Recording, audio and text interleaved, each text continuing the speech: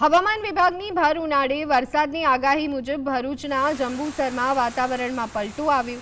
જંબુસરના કાવી કંબુઈ વિસ્તાર સહિત દહેગામમાં માવઠું પડ્યું। વરસાદ પડતા ખેતરોમાં તૈયાર થયેલા ઘઉંના પાકને ભારે નુકસાન થવાની સંભાવના છે, જેને પગલે ખેડૂતો ચિંતિત બન્યા છે।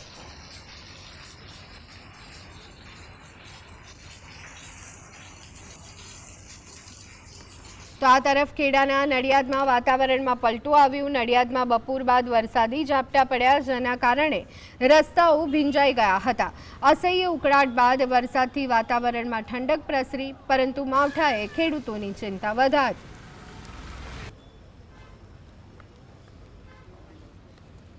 મધ્ય ગુજરાતમાં પણ ભર ઉનાળે વરસાદી માહોલ। આણંદના વલ્લભ વિદ્યાનગરમાં સવારથી વાદળછાયા વાતાવરણ બાદ કમોસમી વરસાદના ઝાપટા। બપોર બાદ વિદ્યાનગરમાં ભારે પવન સાથે વરસાદી ઝાપટા પડતા લોકોને ગરમીથી રાહત મળી, પરંતુ ખેડૂતોની ચિંતામાં વધારો થયો।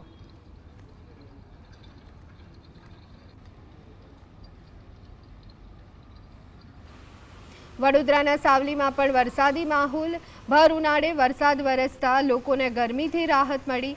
કમોસમી વરસાદના કારણે ખેડૂતોના પાકને નુકસાન થવાની ભીતિ અને તેના કારણે અનેક પાક જેમ કે શાકભાજી, બાજરી, તમાકુ જેવા પાકોને સૌથી વધુ અસર થવાની શક્યતા। જો વરસાદ ચાલુ રહેશે તો ખેડૂતોને ભારે આર્થિક નુકસાન થવાની શક્યતા।